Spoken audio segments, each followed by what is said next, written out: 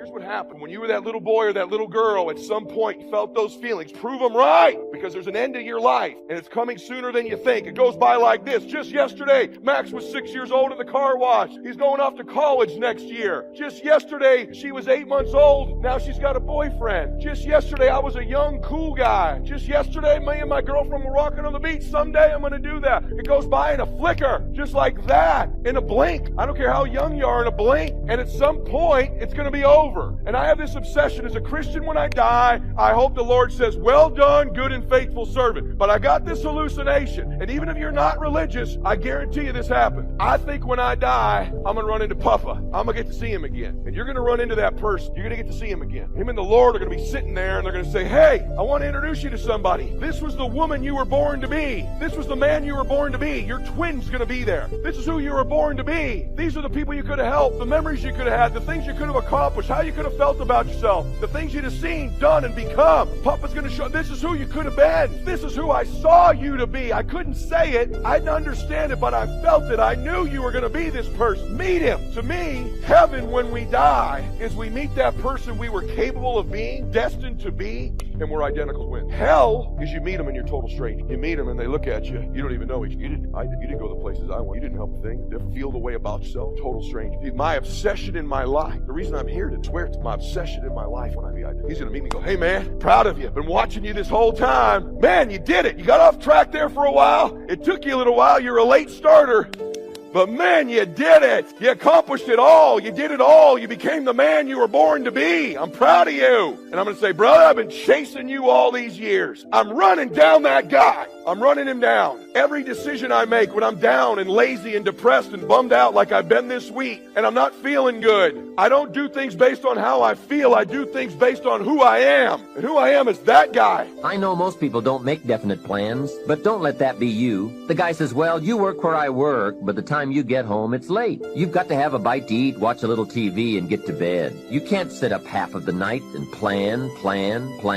And this is the guy who's behind on his car note. He's a good worker, hard worker, sincere. But I've discovered that you can be sincere and work hard all your life and wind up broke and embarrassed. You've got to be better than a good worker. You've got to be a good planner, a good goal setter. You've heard the old saying, the people who fail to plan are planning to fail. It's true, so work on your plans. Put yourself in the top few percent who put this power to work for themselves. Writing your goals down also shows you are serious. And to do better, you must get serious. You don't have to be grim, but you do have to be serious. Hey, everybody hopes things will get better, but remember, the future does not get better by hope. It gets better by plan. And hope unaided by clear plans can finally become an illness. There's a Bible phrase that says, hope long delayed makes the heart sick. It's a sickness. I used to have the illness known as passive hope. It's bad. And there's one that is even worse, and that is called happy hope. That is really bad. The man is 50, and he's broke, and he's still smiling. Physically engage your body. If you ask you a question, yell back the answer. Or in a few minutes, I'm going to ask you to actively engage in a different level. Engage with each other. Do some crazy things you wouldn't normally do. What that does, it brings up engagement, 80-90% retention, because now it's not just a thought or a right, it's a feeling in your body as well. And if you do that, you're going to retain it. Who's up for doing more and holding on to more? Say, I.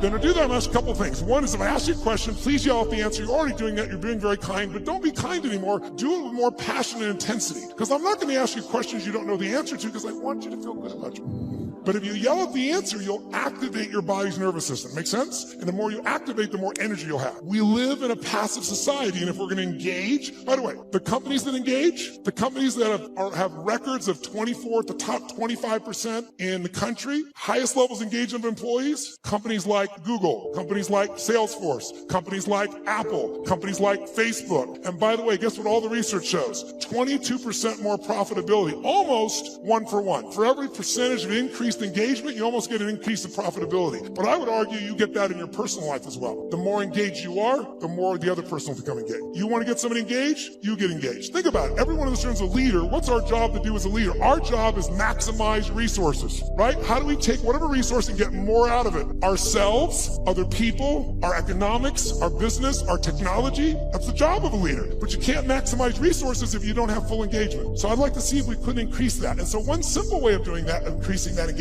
is to start with us. Because by the way, are you going to engage other people if you're not engaged? Yes or no? Yes or no? Are you going to be able to touch other people if you're not touched? Are you going to move other people if you're not moved? And so, by the way, here's the problem. How many of you wake up on? You have certain days you wake up and you think to yourself, today, I don't want to talk to any people. Touch somebody and say, I got a flow in my ministry. I got a flow in my ministry. It's not about the money. It's about the ministry. It's about the purpose. I got to find my place. I've got to go. Can you imagine what it was like for Elisha to go in the house and tell his mom and dad somebody else is going to have to take over the family business? I will not be around next harvest season. I got to go. I know you're getting old, Dad, and I know you can't run this plow anymore, but you're going to have to get somebody. And you had all these plans of what I would be, but I'm called to a different direction. It's hard to tell your parents you're called to do something different other than what they had envisioned for you to do. That's why Jesus said, if you follow me, you got to hate your mother and father. He said, you got to love me more than you love anybody, because sometimes I'm going to send a sword of division between you and what you were connected to, because I have called you to serve on another level and in another capacity. Am I talking to anybody? And he boils his ox, and he burns his plow, and he kisses his mother and father goodbye, and the Bible says something that is amazing, and I just read it to you. It says that Elijah, after he kissed his mother and father goodbye, he ran after Elijah that he might minister unto him. Wow. And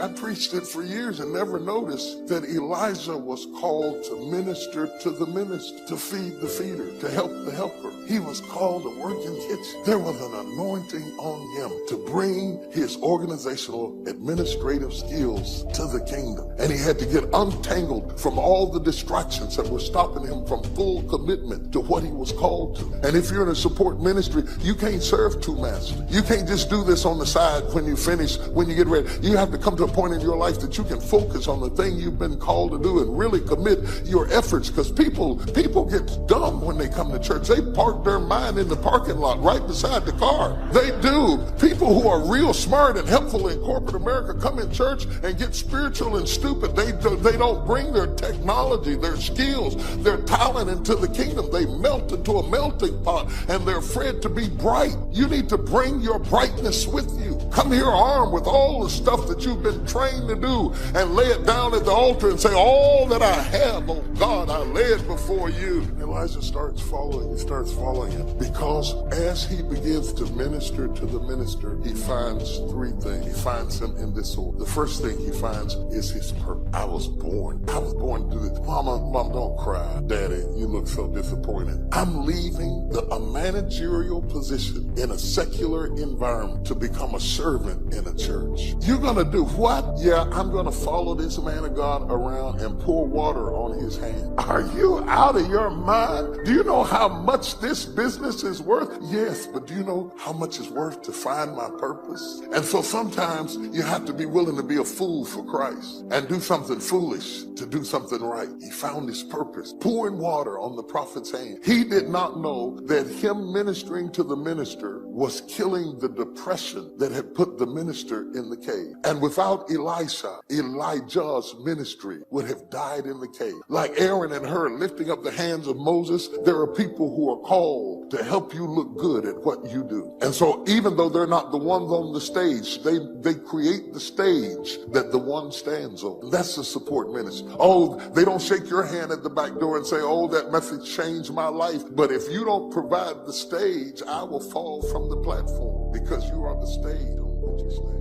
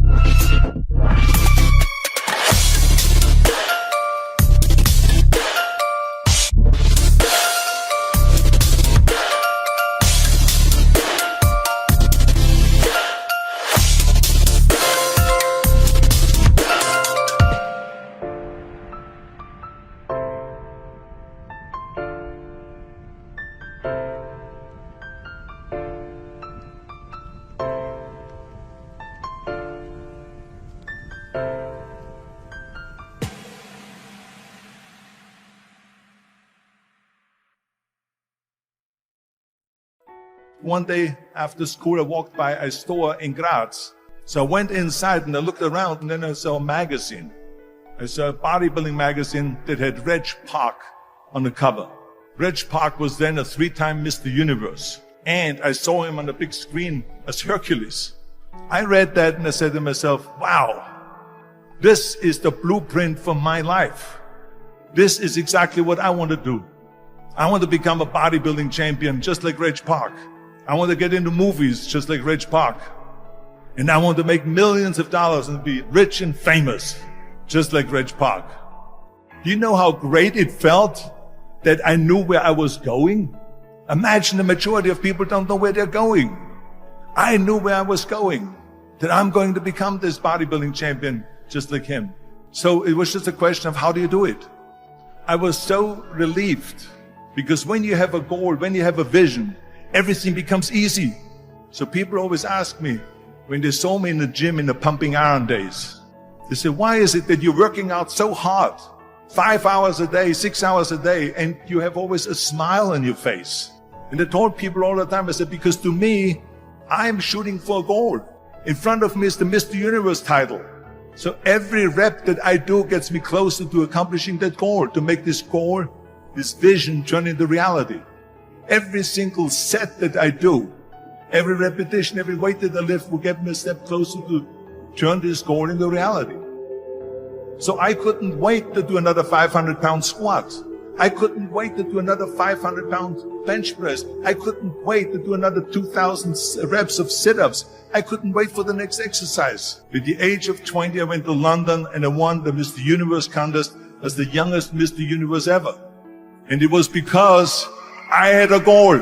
Your probability of finding a successful mate decreases. So we've evolved to have this very, very visually evident eye. And so when we're looking at each other, we're always looking at our eyes, because then we can tell where someone is pointed, and then we can tell what they're up to. And so we're hunting creatures, like we're aiming at a moving target and trying to track it all the time.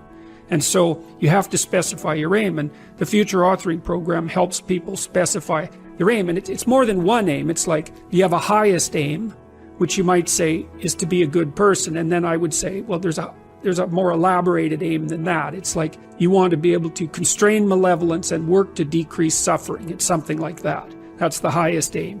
And then you have to decompose that into the things you do each day so that there's a definite connection between all the micro actions and the macro aim, and then that gives dignity to what you do. I've told people to learn to use a schedule, and people often hate schedules because they act as their own tyrants, right? They say, well, you have to do this unpleasant thing, and then here's another unpleasant thing you have to do, and then you have to do this unpleasant thing, and you do that for about 3 days, and you think, to hell with this, I'm not doing that, and you fall off the wagon. That isn't what you're supposed to do with a schedule. You're supposed to use it to design the days that you would like to have if you were taking care of yourself. And so some of that is, you wake up in the morning and you think, here's 5 things I have to do that if I don't do, my life will be worse. It's like paying bills, for example, or taking out the garbage. It's like you have to do those because otherwise things degenerate. So you got to put some of those in the schedule, because otherwise tomorrow is worse than today, and that's a bad trajectory. But you also want to build in things, you've got to act in some sense like you're dealing with a relatively recalcitrant 9-year-old. It's like, well, here's some things you have to do, but here's some things that if you do, you could reward yourself with. And if you get the balance there between obligation and reward right, then you'll find that you're motivated to do the things. And that's what you want to do. You want to do that so it's sustainable across days and weeks and months.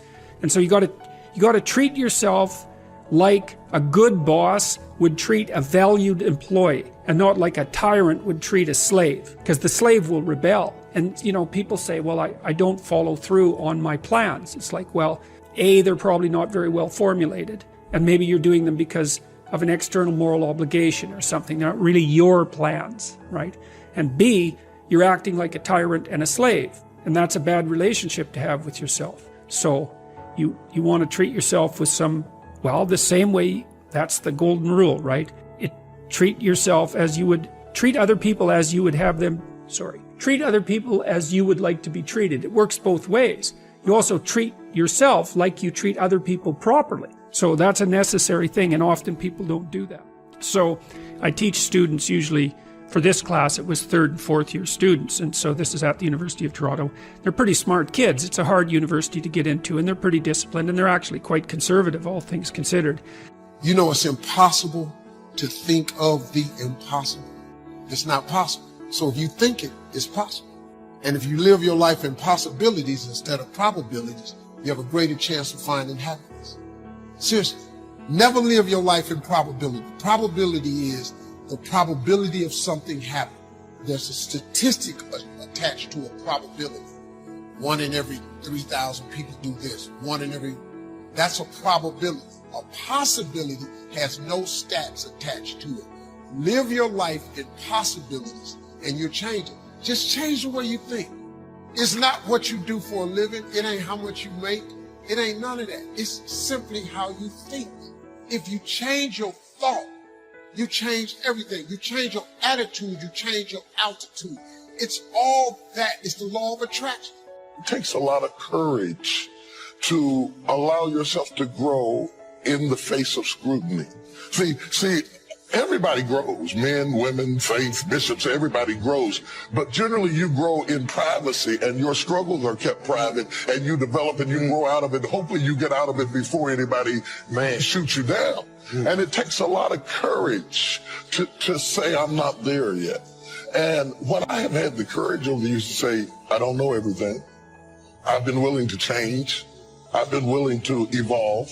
I've been willing to explain myself to people that I didn't even have to respond to. Because in the process of doing that, people begin to understand that you are not who they think you are. If you want the future to change for you, you've got to change. If you don't change, the next 6 years of your life is going to be just like the last 6. You'll still be behind on your bills. You'll still be behind on your promises. If you will get better, everything will get better for you. What a clear message that was for me. If you'll change your philosophy, you'll change your habits, if you'll change and accept some new disciplines, if you'll turn the corner where you've been in the past, go for a new life for the future, all kinds of remarkable things will happen for you if you will change.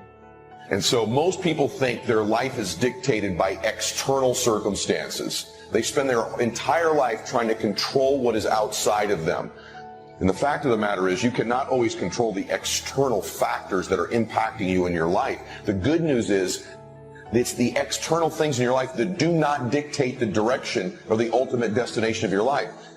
That is a fallacy. Listen to me when I tell you this. External circumstances do not dictate the ultimate destination of your life. It's an internal game. You and your faith, your God, are what will control the direction of your life, not the external things that are impacting you all the time.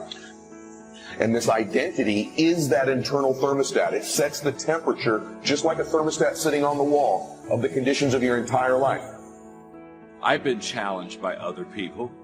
I've had other people put the mountain in front of me and say, Maxwell, go climb that.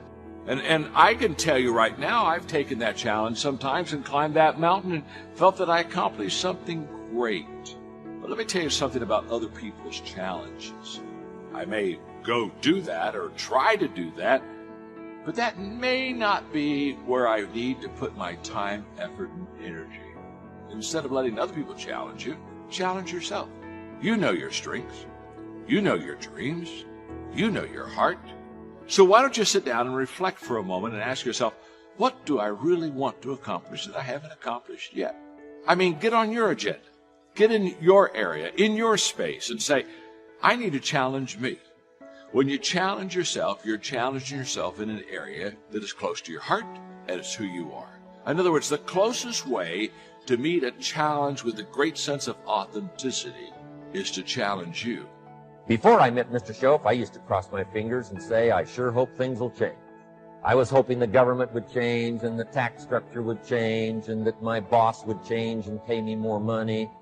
I was hoping that, economics would change and prices would come down.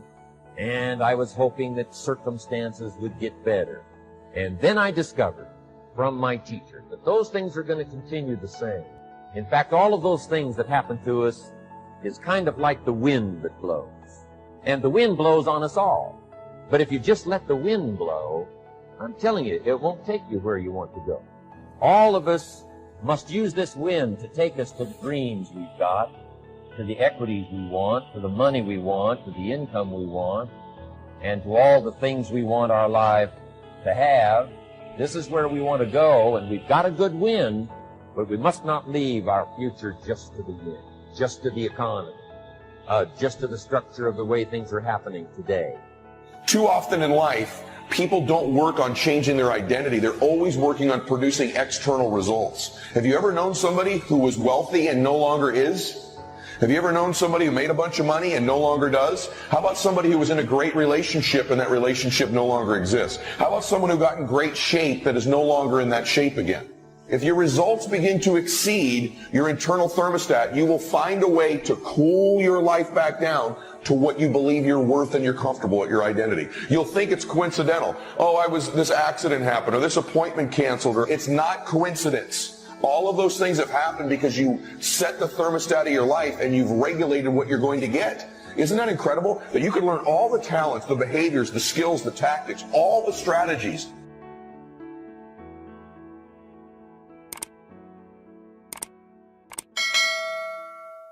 But here's the challenge. Let me give it to you in a philosophical phrase. I tend to be a little philosophical. Here it is. The things that are easy to do are also easy not to do. That's the difference between success and failure.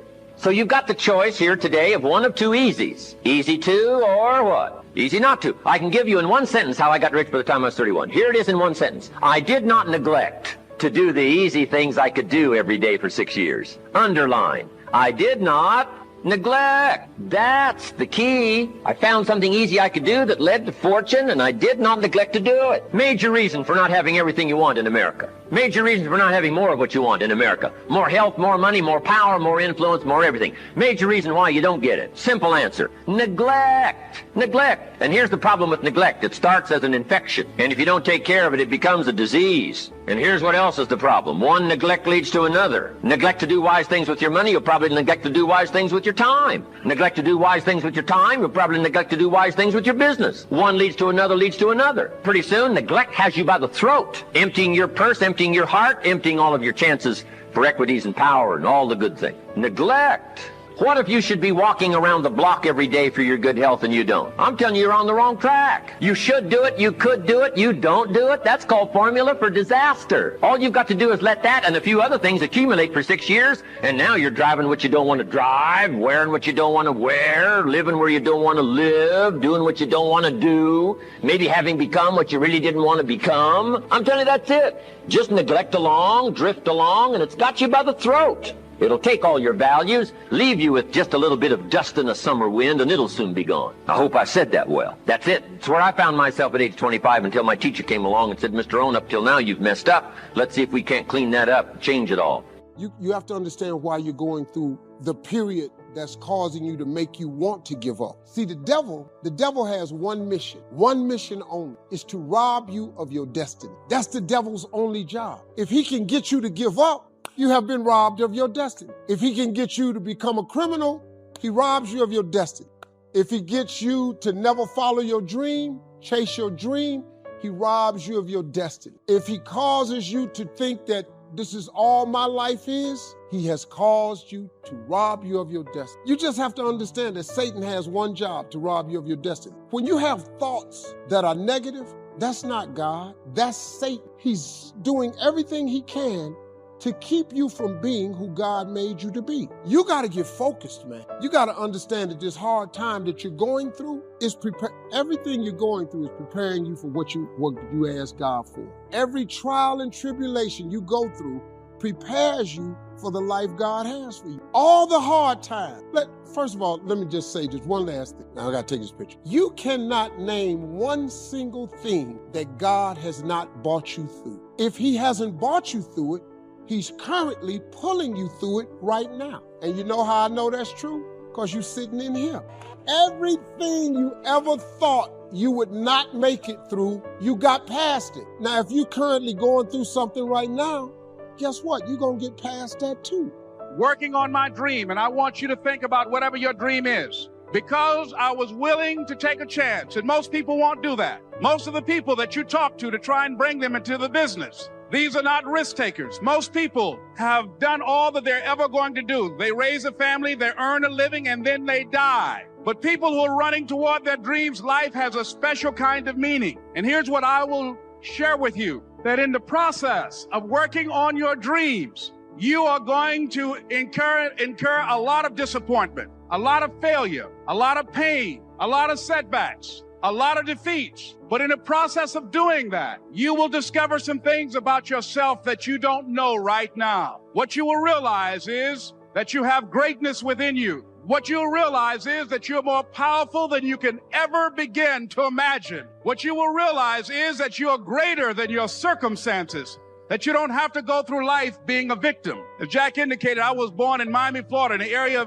called Liberty City, in an abandoned building on a hard linoleum floor with my twin brother. We were 6 weeks of age. We were adopted. When I was in 5th grade, I was identified as EMR, labeled educable, mentally retarded, put back from the 5th grade into the 4th grade, and stayed in that category until I got out of high school. I don't have any college training, but I met a high school teacher who one day changed my life. I was waiting on another student, and when he came in, he said to me, "Young man, go to the board and write what I'm about to tell you." And I said, I can't do that, sir. He said, "Why not?" I said, "I'm not one of your students."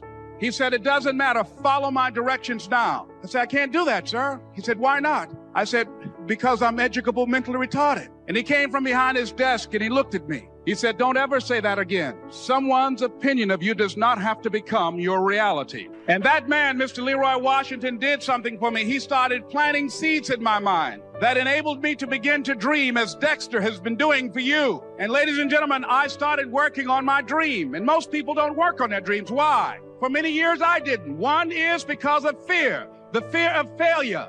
What if things don't work out? And the fear of success. What if they do and I can't handle it? The other thing is that most people, ladies and gentlemen, they get comfortable.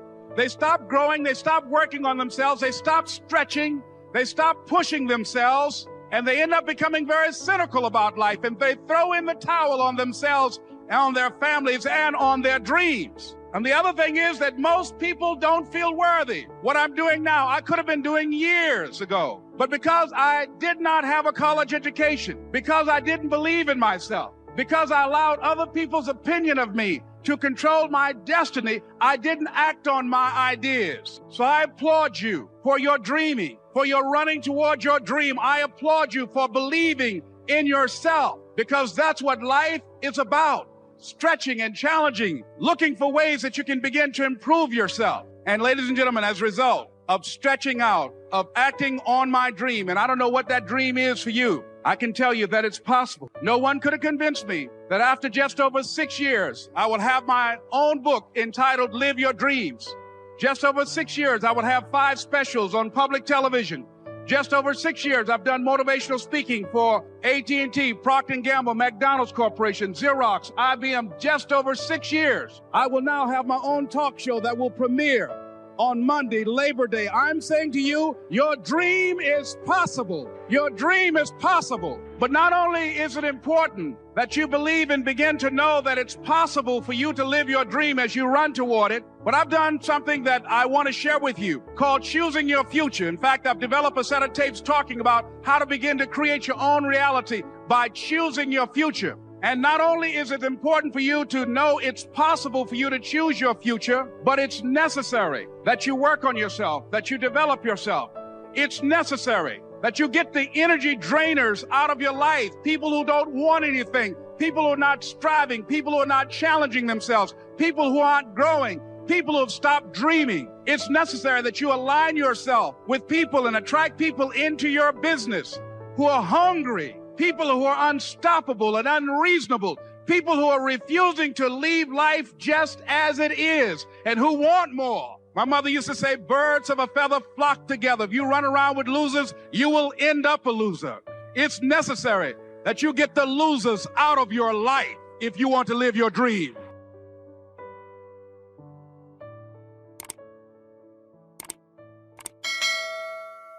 Faith without works is dead. You hear it all the time. You go to church and you learn all these scriptures, but then you don't apply none of them to your life. You're looking at a man who has made the simple application of 3 or 4 scriptures and maxed them out to get here. I maxed out 3, 4 scriptures to get here. I kid you not.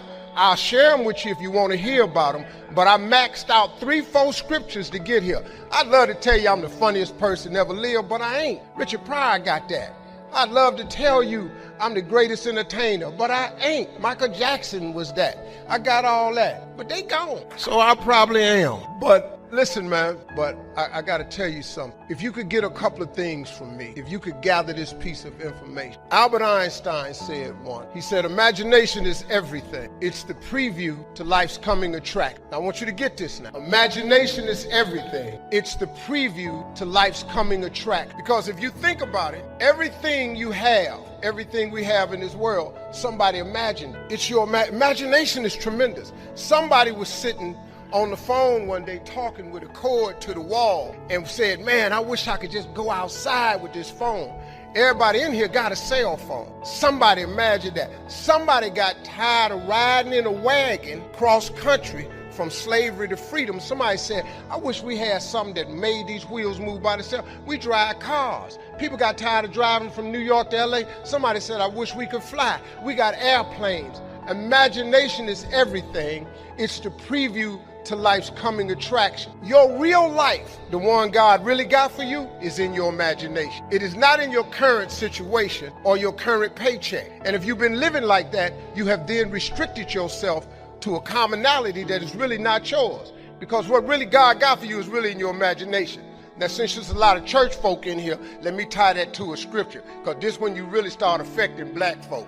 See, y'all don't really bleed nothing till you tie it to some type of church thing. So let's just go on and do that. And once again, before I start this, I am not a pastor or a preacher. So there is a scripture that Albert Einstein took this quote. It's like the book The Secret. The Secret is one of the top-selling motivational books ever. But if you read the book The Secret, it's all biblical. Everything comes from the Bible. You really don't need self-help books. You don't need The Magic of Thinking Big, The Power of Positive Thinking, How to Win Friends and Influence People, Think and Grow Rich, The Winner's Circle. I've read them all. All of that information is in Proverbs, all of it. But let me give you this scripture. You've all heard this, right? Faith is the substance of things hoped for and the evidence of things not seen. So when I told you a minute ago, you got to have a tremendous work ethic, but you got to have a lot of faith. I talk to so many people who get older, like some of us are, and they've lost their faith. Well, faith is really simple. Faith is the substance of things hoped for. All that means is in the beginning, you just... Now, fear is going to be a player in your life, but you get to decide how much. You can spend your whole life imagining ghosts, worrying about the pathway to the future, but all there will ever be is what's happening here and the decisions we make in this moment, which are based in either love or fear. So many of us choose our path out of fear disguised as practicality. What we really want seems impossibly out of reach and ridiculous to expect, so we never dare to ask the universe for it. I'm saying I'm the proof that you can ask the universe for it. My father could have been a great comedian, but he didn't believe that that was possible for him. And so he made a conservative choice. Instead, he got a safe job as an accountant. And when I was 12 years old, he was let go from that safe job, and our family had to do whatever we could to survive. I learned many great lessons from my father, not the least of which was that you can fail at what you don't, so you might as well take a chance on doing what you love. I watched the effect of my father's love and humor and how it altered the world around me, and I thought, that's something to do. That's something worth my time. It wasn't long before I started acting up. People would come over to the house, and they'd be greeted by a 7-year-old throwing himself down a large flight of stairs.